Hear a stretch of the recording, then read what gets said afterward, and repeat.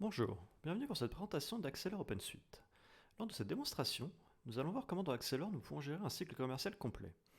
Nous commençons tout d'abord par le module CRM, qui permet de gérer la prospection commerciale et la relation client. Ensuite, nous passerons au module de vente, qui va permettre de créer des devis et des commandes. Une fois que nous aurons confirmé une première commande client, nous verrons alors plus en détail les modules de gestion des achats et de gestion des stocks, avant de terminer par le module de facturation. Quand vous vous connectez à l'ERP, vous arrivez tout d'abord sur un écran d'accueil, tel que celui-ci, qui peut être entièrement personnalisé par utilisateur ou par type d'utilisateur. C'est-à-dire qu'ici, nous avons un exemple d'écran d'accueil pour une personne qui sera en charge de la facturation et qui verrait alors la liste de ses factures clients non soldées ou qui aurait accès à différents graphiques comme ceci pour pouvoir visualiser par exemple le chiffre d'affaires par mois. Ce type d'écran d'accueil peut être entièrement personnalisé, comme je l'ai dit, c'est-à-dire que quelqu'un qui sera en charge de la gestion des stocks pourrait plutôt avoir une liste de ses préparations de stocks effectuées ou des livraisons clients qui doivent être effectuées dans la journée. À gauche, ici, vous retrouvez l'ensemble des modules de l'ERP. Là, je suis connecté en tant qu'administrateur, donc j'ai accès à tous les modules. Bien sûr, nous avons une gestion des règles de droit et des permissions qui est également très avancée et qui permet de donner des accès limités à certaines personnes. C'est-à-dire que nous pouvons donner des accès qu'à certains modules, qu'à certaines entrées de menu, et également au niveau d'un formulaire, comme par exemple une fiche client, vous avez la possibilité de dire que certains utilisateurs ont accès à certains champs de lecture, d'autres ont accès à ces mêmes champs d'écriture. Il est également possible de cacher des informations et des champs pour certaines personnes. L'application est également entièrement modulaire, c'est-à-dire que vous pouvez commencer simplement avec certaines applications, comme par exemple le CRM, la gestion des ventes et la facturation, et si de nouveaux besoins apparaissent par la suite, vous aurez tout simplement qu'à installer les nouveaux modules. Vous avez accès à tout un ensemble de modules. Il n'y a pas de tarification par module qui existe dans Accelor. Nous allons donc commencer par le module CRM. Le module CRM va permettre de gérer l'ensemble de la prospection commerciale ainsi que de la relation client. Nous allons retrouver dans ce module-là les clients, les contacts, les événements commerciaux, les opportunités commerciales, et on va également laisser la possibilité de commencer à créer des devis clients. Le point d'entrée du module CRM concerne les pistes. Les pistes sont mises en place dès que vous avez un prospect. Quand vous avez un premier contact avec un prospect, quelqu'un qui aurait rempli un formulaire sur votre site web, qui vous aurait téléphoné ou que vous auriez rencontré dans un salon professionnel, vous allez pouvoir commencer par créer une piste. C'est vraiment le point de départ, le point d'entrée. Alors vous avez la possibilité d'importer des pistes massivement si vous avez vraiment beaucoup de données à importer. Sinon, un commercial peut directement dans le CRM créer lui-même les pistes. Un commercial va donc pouvoir créer une piste pour faire tout son suivi. Il va d'abord, à la création, devoir soit prendre en charge la piste, soit l'assigner à quelqu'un de son équipe. Donc là, nous allons la prendre en charge. Et quand il aura commencé les premiers échanges avec ce prospect-là, il pourra indiquer qu'elle est en cours. Il va donc la démarrer. À partir de là, le commercial pourra suivre tous les échanges qu'il aura avec cette personne directement depuis le CRM. Il pourra entrer toutes les informations de coordonnées, il aura accès ici à un champ de compte-rendu, de description qui permettra de noter tous les échanges qu'il a pu avoir. Il pourra également tracer toutes les interactions qu'il peut avoir avec cette piste-là. C'est-à-dire qu'il va tout d'abord pouvoir créer des événements, donc ce sont des événements de type événement calendrier. L'intérêt des événements, c'est de pouvoir tout centraliser dans le CRM et ensuite de pouvoir synchroniser cela avec des calendriers externes de type Google Calendar ou Microsoft Office 365. Donc il va pouvoir planifier comme ça des événements qui sont par exemple des appels, des tâches, des réunions. Donc là, nous allons planifier un appel de qualification. Il va pouvoir se créer des rappels, inviter la personne directement. Et donc l'intérêt, c'est de synchroniser tous ces événements directement depuis le CRM et d'y avoir accès ensuite en mobilité, même sur smartphone ou tablette. Ensuite, une fois qu'on avance dans le cycle commercial, plusieurs possibilités. L'intérêt de la piste, c'est que ça va éviter de rentrer des données qui ne seraient pas forcément pertinentes dans la vraie base de données référentielles client-prospect. Si la piste ne s'avère pas intéressante, on peut tout simplement indiquer qu'elle est perdue et rentrer une raison de perte, puis l'archiver pour plus tard. Tandis que si la piste est intéressante, dans ces cas-là, on va pouvoir la convertir en véritable fiche prospect dans un premier temps, avant que ça se transforme en client quand on aura confirmé une première commande. Donc si on sent qu'il y a vraiment un intérêt commercial au niveau de la piste, on va créer un nouveau tiers qui créera également un nouveau contact et on va transformer la piste en véritable prospect. Cette piste-là s'avérant intéressante, nous allons donc la transformer en fiche prospect. Donc je vais valider et ça va me transformer ma piste en prospect. La piste a été convertie. Maintenant que notre piste est transformée en prospect, nous allons pouvoir continuer le cycle commercial. À partir de là, nous allons également pouvoir créer des opportunités commerciales. C'est-à-dire que nous avons décelé qu'avec ce prospect-là, il y avait une véritable opportunité, et nous allons donc pouvoir créer cette opportunité. Donc là, je vais créer une nouvelle opportunité pour le prospect pour indiquer que j'ai décelé qu'il y avait eu une affaire possible. Donc opportunité.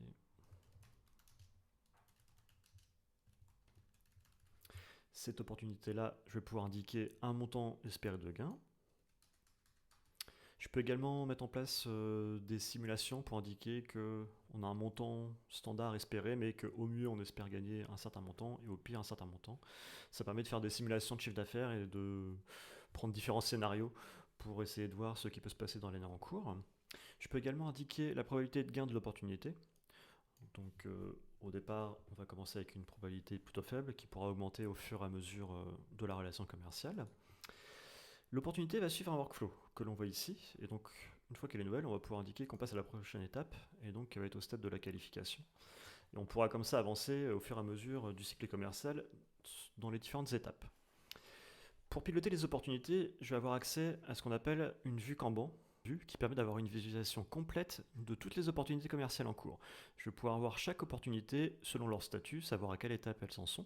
Cette vue est également extrêmement interactive, c'est-à-dire que je peux très simplement glisser-déposer une opportunité pour passer à une nouvelle étape. C'est un outil qui va permettre aux directions commerciales d'avoir vraiment une vue complète sur toutes les affaires qui sont susceptibles d'être signées dans les prochains jours, les prochains mois ou même dans les semestres qui viennent. Je peux également passer en vue liste, qui est une vue plus classique, mais qui permet d'avoir, grâce à des codes couleurs, une visualisation des opportunités qui sont gagnées, perdues, de voir leur probabilité de gain. Cette vue-là permet également de faire des groupements par catégorie, par exemple, ou par probabilité. Donc je peux grouper ici par étape de vente toutes mes opportunités et voir les montants de gains espérés sur ces opportunités-là par étape de vente. Donc ça, c'est une vue qui est très pratique. Un utilisateur peut également créer ses propres filtres personnalisés. Il a accès ici à tous les champs d'une opportunité.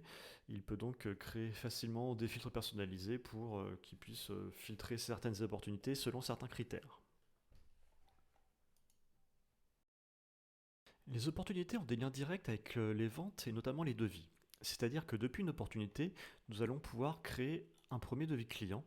L'intérêt, c'est d'avoir vraiment tout l'historique et d'avoir la traçabilité complète du cycle commercial en partant de la piste, en passant ensuite par la notion de prospect, puis ensuite on crée une opportunité qui peut se transformer en devis, puis en commande. On a ainsi tout l'historique et on peut vraiment savoir exactement d'où est venue cette vente-là.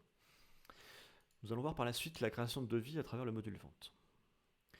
Donc, comme nous l'avons vu, le module CRM va vraiment permettre de gérer l'ensemble de la prospection commerciale pour avoir un suivi complet de toutes les interactions avec un prospect, mais également avec des clients, et permet vraiment d'avoir un suivi global. Vous avez également accès à des rapports qui permettent de vous donner des données chiffrées, des graphiques, des tableaux de bord, que ce soit sur les opportunités commerciales, mais également sur les appels, sur les pistes ou sur les différents événements. Vous pouvez également mettre en place des objectifs commerciaux pour les équipes pour avoir un suivi des appels qu'elles ont passés, des rendez-vous qu'elles ont réalisés, et ainsi que des opportunités qu'elles ont gagnées par rapport à ce qui était prévu. Maintenant que nous avons vu le module CRM, nous allons passer au module vente. Nous avons donc créé une opportunité commerciale et maintenant nous allons pouvoir commencer à créer un premier devis. Dans le module vente, nous allons retrouver nos clients, nos contacts, ainsi que nos produits et services. Nous avons accès donc à l'ensemble du référentiel client et prospect. Donc, comme nous l'avons vu tout à l'heure, il s'agit de fiches qui sont beaucoup plus complètes que les fiches des pistes. Donc, on va retrouver les contacts qui sont liés à un client, sachant que nous pouvons avoir des clients de type individu pour du B2C ou des clients de type je retrouve les différents contacts liés à cette entreprise-là. Je vais également retrouver différentes informations, comme les informations au niveau des adresses. On peut avoir plusieurs adresses, une adresse de livraison qui peut être différente d'une adresse de facturation. On peut également créer des liens entre les différents clients et les différents tiers, c'est-à-dire que si vous avez des clients qui ont des maisons mères avec des filiales, vous allez pouvoir indiquer que pour ce groupe de clients-là, c'est une des filiales qui a passé commande, mais vous allez peut-être pouvoir livrer une autre filiale et ça sera peut-être la maison mère qui sera le tiers payeur.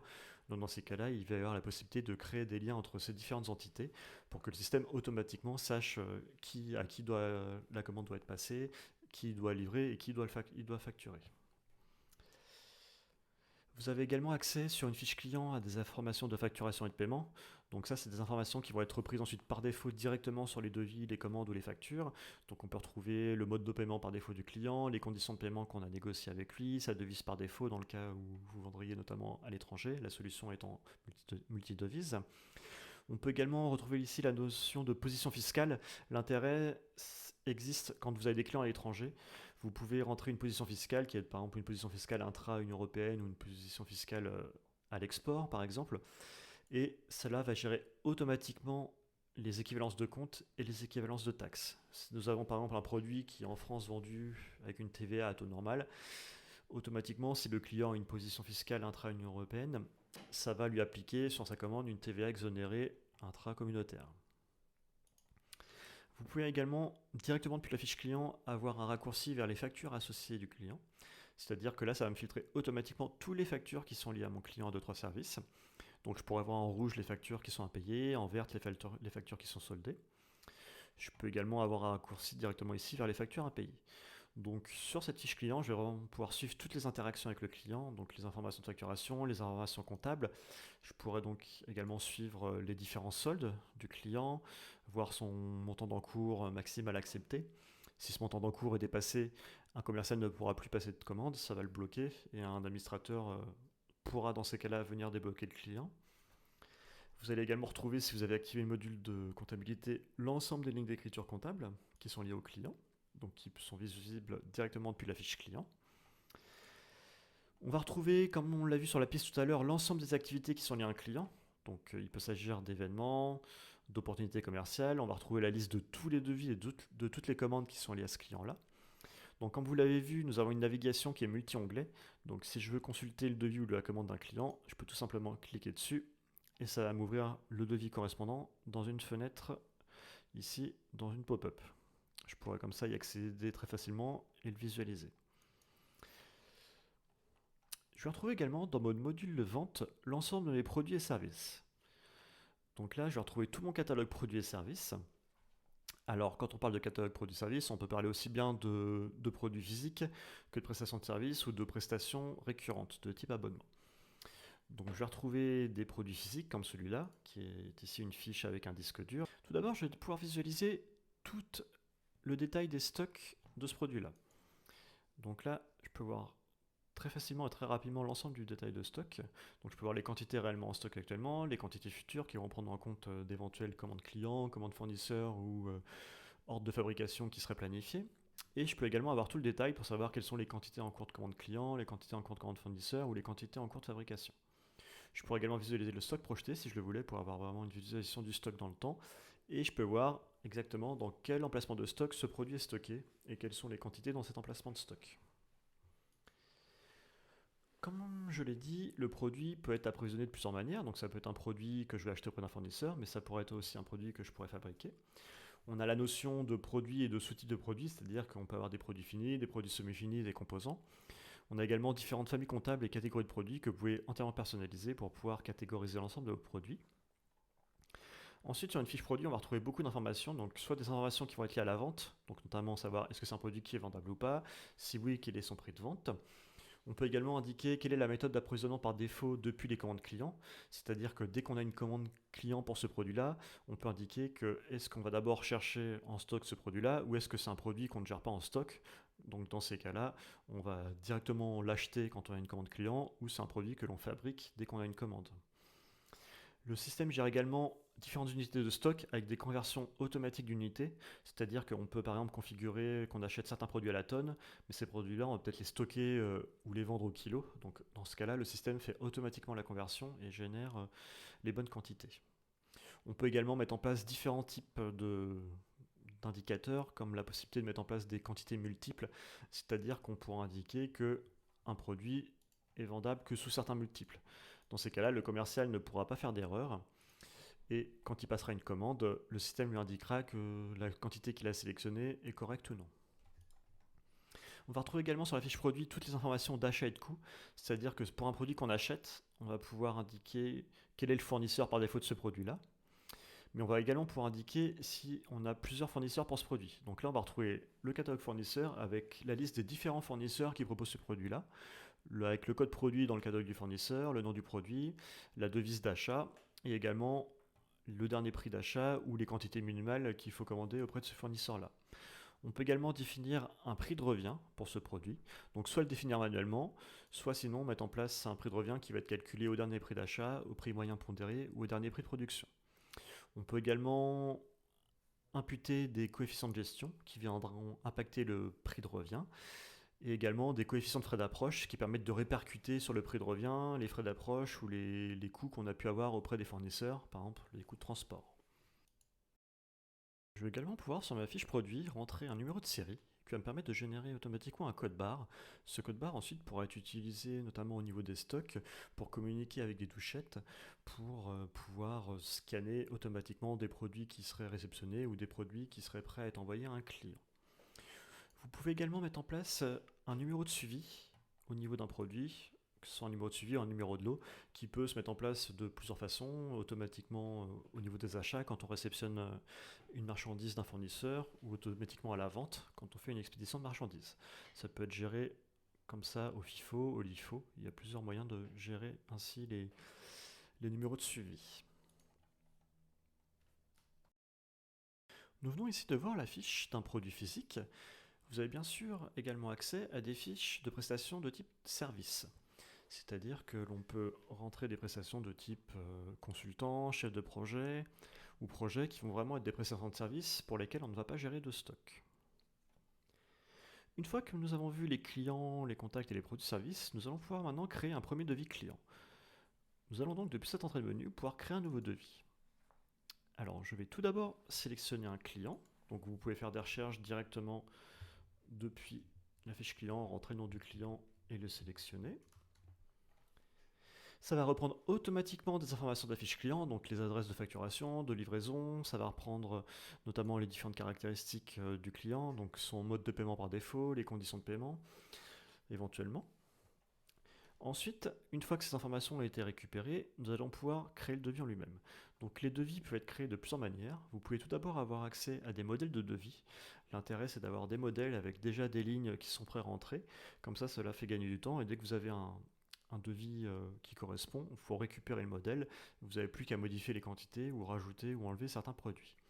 Il est également facile très simplement de dupliquer un devis existant si vous souhaitez refaire le même devis pour le même client ou pour un autre client.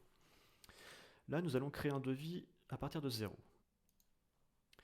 Nous allons donc maintenant ajouter des lignes à ce devis. Vous pouvez tout d'abord créer ce qu'on appelle des lignes de titre si vous voulez rentrer des catégories sur votre devis ou indiquer des informations textuelles. Sinon, vous pouvez tout simplement sélectionner des produits ou des services directement depuis le catalogue produit. Nous allons donc sélectionner ici des produits physiques, comme un disque dur. Nous allons en prendre 5 quantités. Donc ça reprend automatiquement les informations de la fiche produit, que ce soit sa TVA, son unité ou son prix unitaire. Vous allez également avoir la possibilité de gérer la réservation de produits directement depuis le devis. Donc depuis l'étape de devis, vous allez pouvoir demander la réservation de ce produit-là. Vous avez accès ici au stock disponible du produit pour savoir combien on a en quantité en stock. Et si vous n'aviez pas assez de stock, vous auriez pu déjà réserver le produit pour que les quantités qui sont par la suite réceptionnées soient directement allouées à votre commande. Nous allons rentrer une nouvelle ligne avec un nouveau produit, par exemple un boîtier rack. Comme vous le voyez ici, une remise a été automatiquement appliquée sur le produit, une remise de 5%. Cela est dû au fait que nous avons créé une liste de prix pour le client de notre service qui permet de gérer des tarifs spécifiques pour certains clients. Sur cette liste de prix, nous avons indiqué que nous mettions en place une remise systématique sur l'ensemble de nos produits et services pour ce client-là de 5%.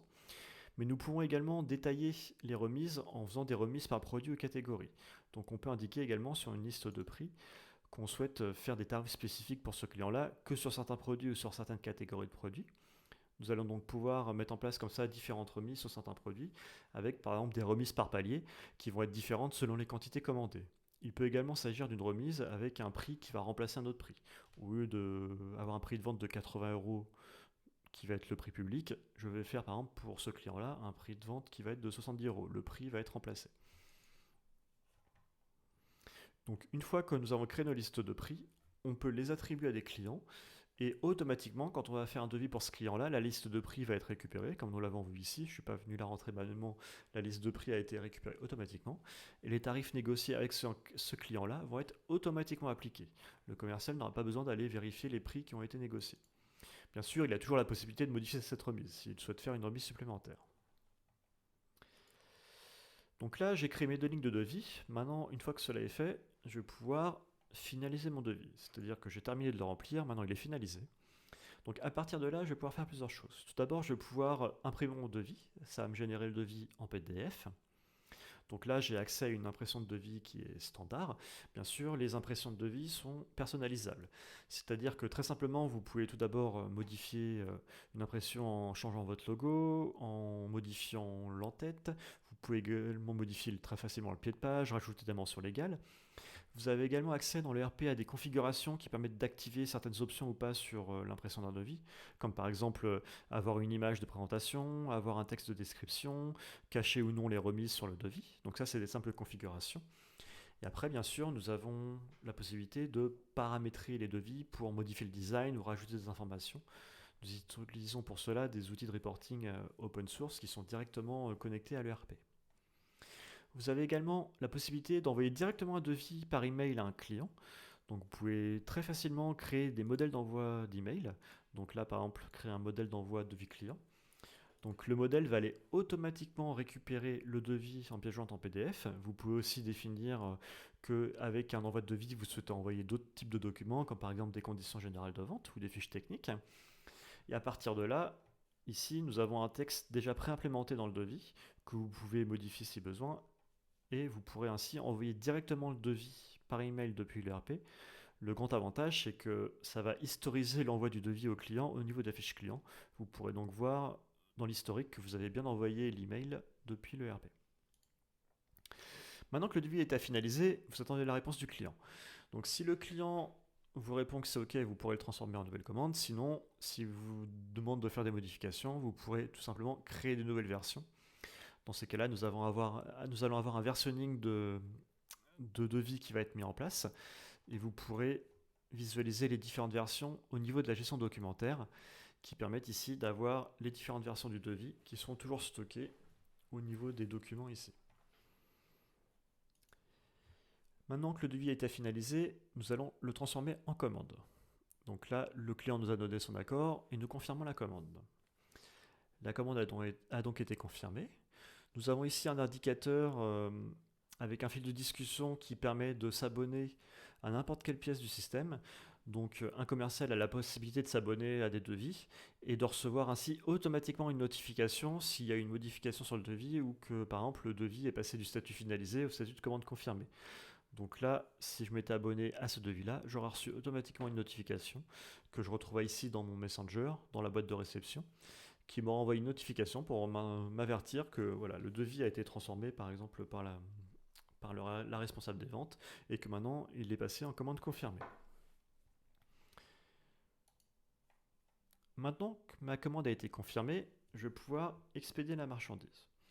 Là, ici, je peux voir que directement depuis la commande, que les produits sont en stock, sont disponibles, donc ils sont prêts à être expédiés. Si ça n'avait pas été le cas, si les produits n'avaient pas été en stock, j'aurais pu directement depuis la commande générer une commande fournisseur. Si je prends l'exemple, j'aurais pu dire que pour mon disque dur, je souhaite passer une commande fournisseur pour me réapprovisionner. Donc dans ces cas-là, j'aurais sélectionné mon fournisseur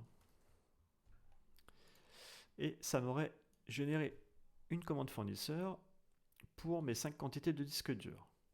Cette commande fournisseur va d'abord se créer au statut de devis, c'est-à-dire que le devis permet d'abord de faire une demande de cotation auprès du fournisseur, et seulement après que nous avons eu une réponse du fournisseur, nous allons pouvoir la confirmer en véritable commande ferme. L'intérêt de cette partie demande de cotation, c'est que ça va permettre de faire des demandes de cotation auprès de plusieurs fournisseurs. C'est-à-dire que si vous avez pour un produit donné plusieurs fournisseurs qui sont référencés, vous allez pouvoir envoyer des demandes de cotation à l'ensemble des fournisseurs référencés pour ce produit. Une fois que vous aurez les réponses du fournisseur, vous n'aurez plus qu'à sélectionner le bon fournisseur correspondant et valider la commande pour indiquer que vous validez une commande ferme avec ce fournisseur-là. Une fois que ma commande de fournisseur est validée, je vais pouvoir tout d'abord générer ce qu'on appelle un bon de réception. Le bon de réception va me permettre d'indiquer que je vais recevoir des marchandises dans mon entrepôt. Les bons de réception peuvent être générés soit automatiquement, dès qu'une commande d'achat est confirmée, soit manuellement comme ici en cliquant sur le bouton Générer le BR. Le bon de réception est donc généré au statut planifié, c'est-à-dire que nous attendons d'un fournisseur une réception de marchandises. Ces informations-là sont visibles depuis le module stock, et quelqu'un qui sera en charge des réceptions fournisseurs pourra les visualiser ici dans les mouvements de stock en tant que réception fournisseur. Une fois que vous avez reçu la marchandise du fournisseur, vous allez pouvoir mettre en place des contrôles qualité et des contrôles de conformité au niveau de la réception marchandise. Vous allez comme ça pouvoir indiquer que pour certains fournisseurs ou certains types de produits, il y aura obligatoirement un contrôle qualité qui devra être effectué. Vous pourrez envoyer ces marchandises-là dans des emplacements de stock dédiés, comme par exemple un emplacement quarantaine ou un emplacement de stock qualité, et ils en ressortiront une fois que le contrôle aura été effectué. Nous retrouvons cette notion de qualité ici avec l'indication de conformité ou non-conformité.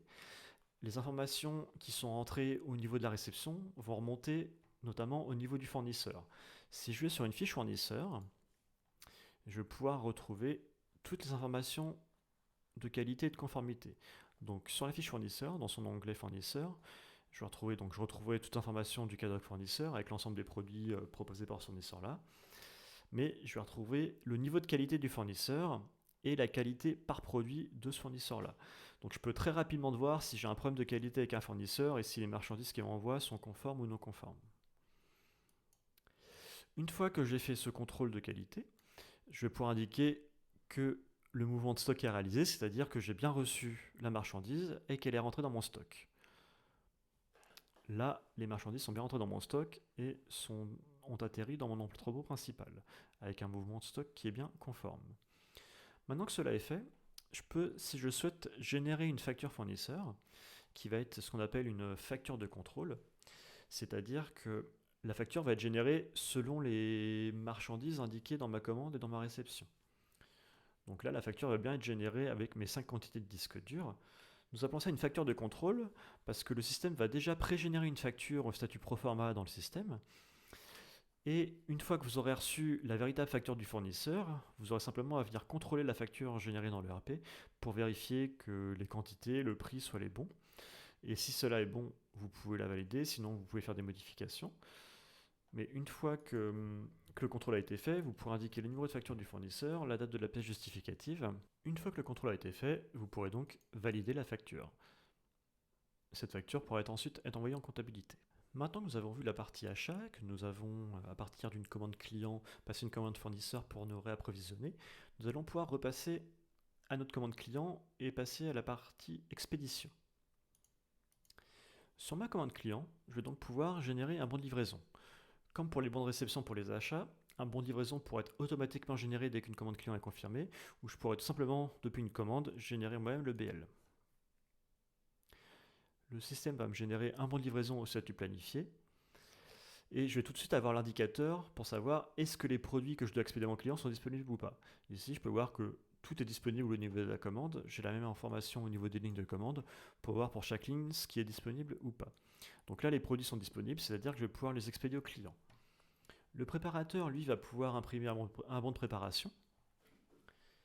Il aura ainsi la liste de tous les produits qu'il va devoir préparer pour cette commande-là, avec notamment différentes informations pour connaître la quantité à préparer, le numéro de lot et le casier dans lequel ces produits sont rangés là. Il a bien sûr, depuis le module stock, la possibilité d'imprimer en masse l'ensemble des bons de préparation pour qu'il puisse avoir une visualisation de toutes les préparations qu'il doit effectuer dans la journée. Une fois que la commande est préparée, il va être le temps d'expédier. Vous allez donc pouvoir, sur le mode de livraison, rentrer toutes les informations de transporteur, que ce soit le mode de livraison, le nom du transporteur, les informations d'un compteur, le numéro de suivi, le nombre de colis, le nombre de palettes.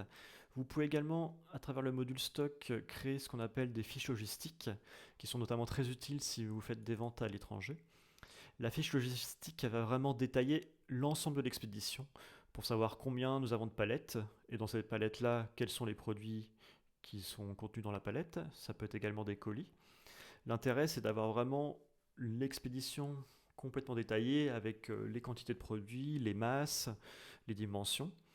Et à partir de là, vous pourrez imprimer une liste de colisage qui sera un document qui pourra notamment être transmis aux douanes, qui leur permettra de contrôler les expéditions pour vérifier que dans cette palette-là, il y a bien les produits référencés pour une certaine masse.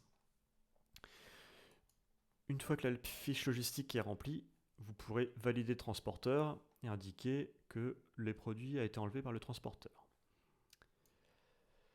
Donc sur le mouvement de stock, une fois que la marchandise est prête à être enlevée, vous pouvez indiquer que ça a été réalisé.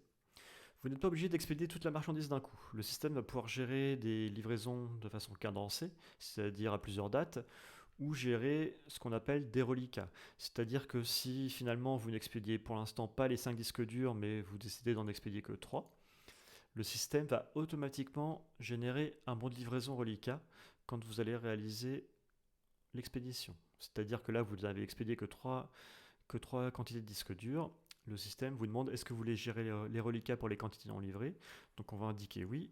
Et là, automatiquement, le RP va nous créer un bon de livraison reliquat pour les 2 quantités restantes. Le bon de livraison reliquat a été généré. Maintenant que notre marchandise a été expédiée, nous allons pouvoir facturer. Vous avez plusieurs moyens de facturer dans le RP. Tout d'abord, nous pouvons générer une facture depuis un bon de livraison. C'est-à-dire que nous allons générer la facture par rapport à ce qui a été réellement expédié.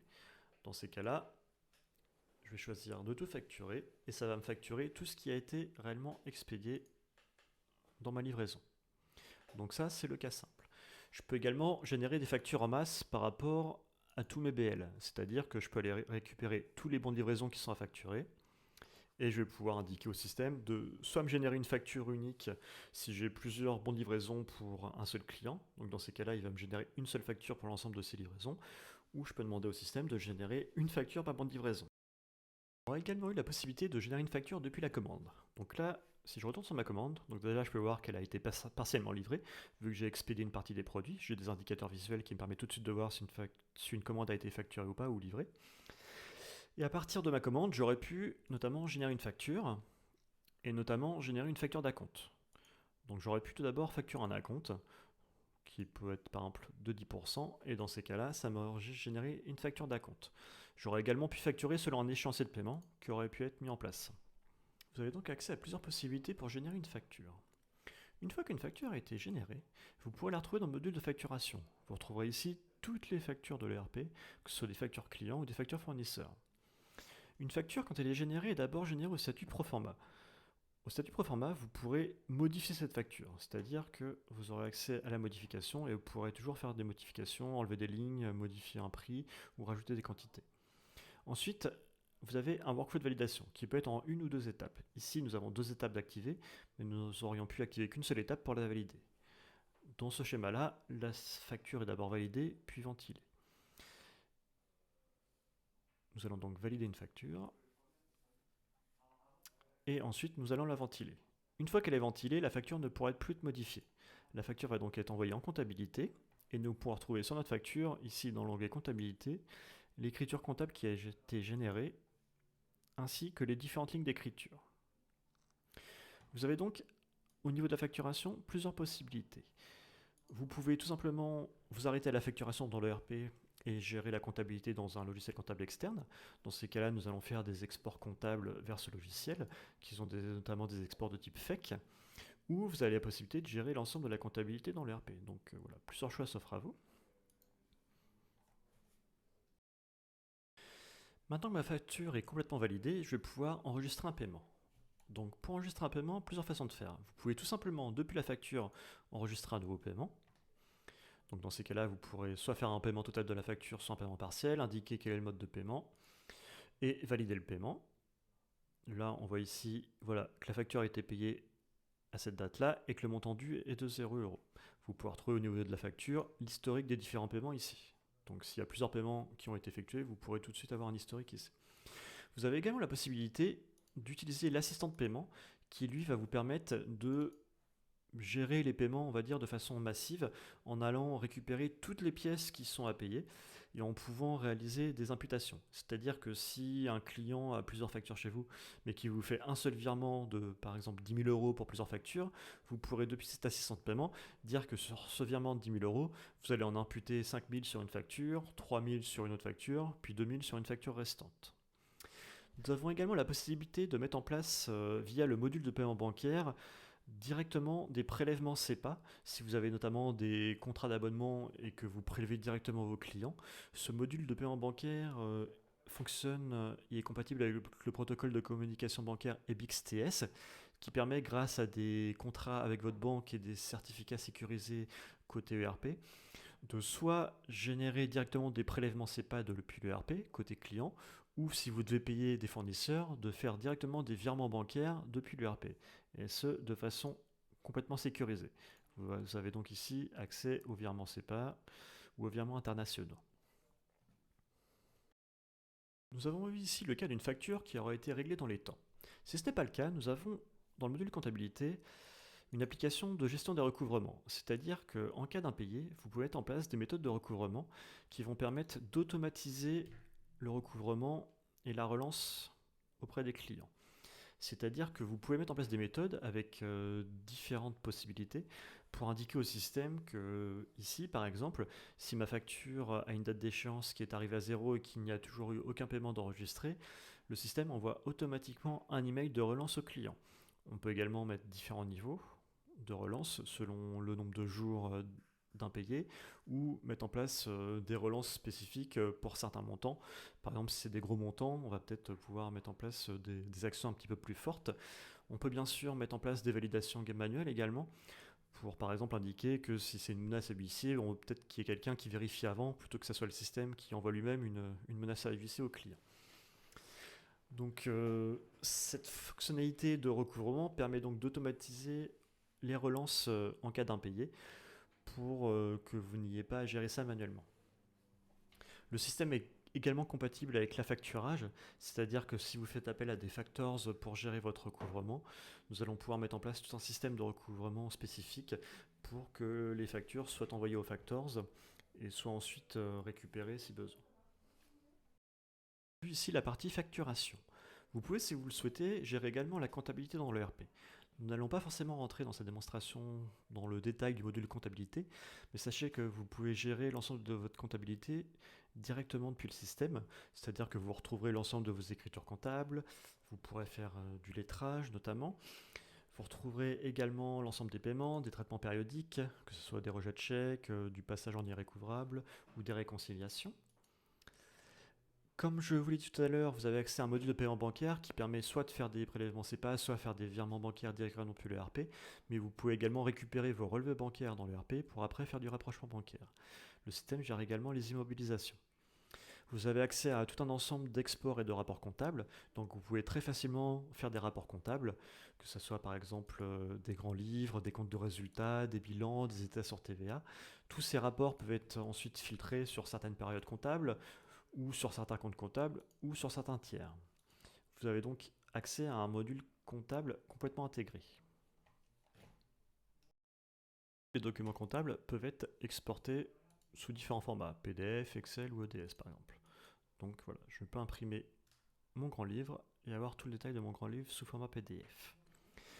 Maintenant que nous avons vu un cycle commercial complet en partant du CRM, puis en passant par les ventes, les achats et la facturation, nous allons, avant de terminer cette démonstration, faire un focus sur le module de stock.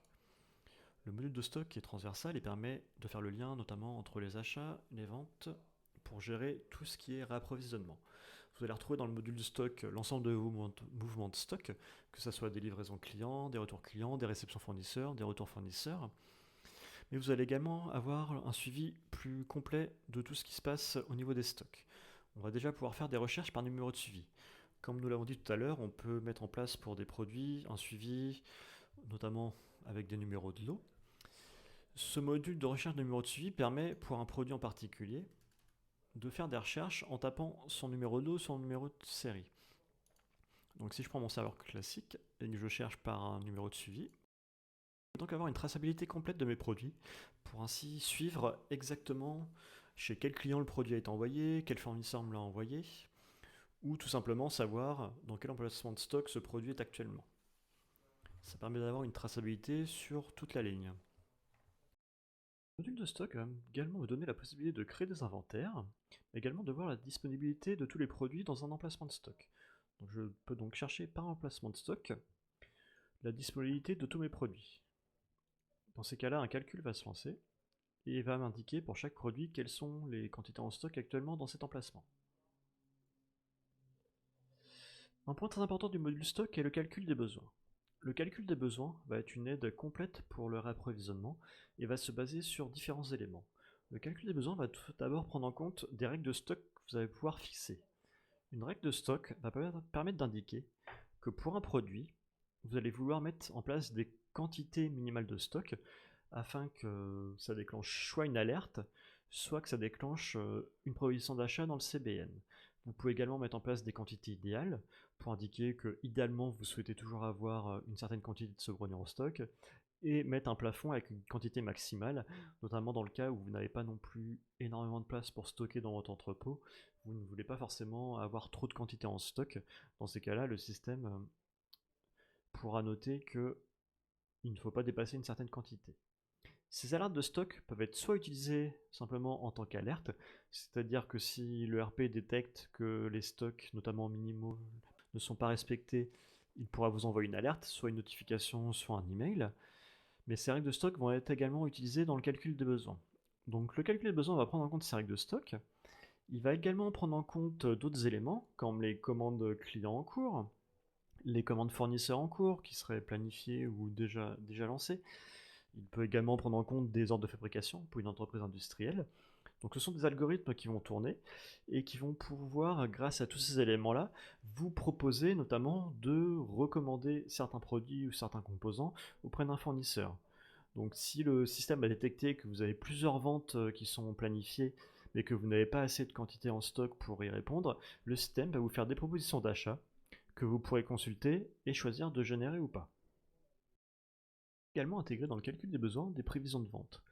L'intérêt, c'est que vous ayez une assistance pour vous aider à avoir toujours les bonnes quantités en stock et éviter ainsi la rupture de stock. Le système peut détecter que il y a des risques de pénurie sur certains produits et que pour honorer certaines commandes, il va falloir recommander. Le RP va également pouvoir gérer différents types d'emplacements de stock. On va avoir des emplacements de stock qui vont être des emplacements internes, mais vous pouvez également gérer les emplacements de stock externes, par exemple si vous avez un stock déporté chez un fournisseur. Ces emplacements de stock peuvent avoir une arborescence, c'est-à-dire qu'on peut avoir un emplacement principal qui peut lui-même avoir des sous-emplacements à l'intérieur. Quand je clique sur un emplacement de stock, qui est par exemple ici mon entrepôt principal, je vais avoir tout de suite la valorisation du stock et je vais avoir tout le détail de cet emplacement de stock avec la liste de tous les produits, leur quantité et notamment avoir accès au prix moyen pondéré. Je peux également voir dans quel casier est rangé ce produit-là. Étant également multi-société, vous pouvez gérer des stocks pour l'ensemble de vos sociétés. Nous avons donc vu lors de ces démonstrations un cycle commercial complet. Nous sommes partis du module CRM, ensuite nous avons commencé à regarder le module de vente pour créer un premier devis puis une première commande. À partir de là, nous avons créé une commande d'achat pour nous réapprovisionner, puis nous avons préparé l'expédition au client et effectué la livraison. De là, nous avons créé la facture, donc nous avons vu le module de facturation, nous avons également eu un premier aperçu des modules de comptabilité, et pour terminer, nous avons vu plus en détail le module de stock. Je vous remercie pour votre attention. Vous avez également accès à d'autres vidéos qui permettent d'approfondir plus en détail certains modules. Je vous remercie.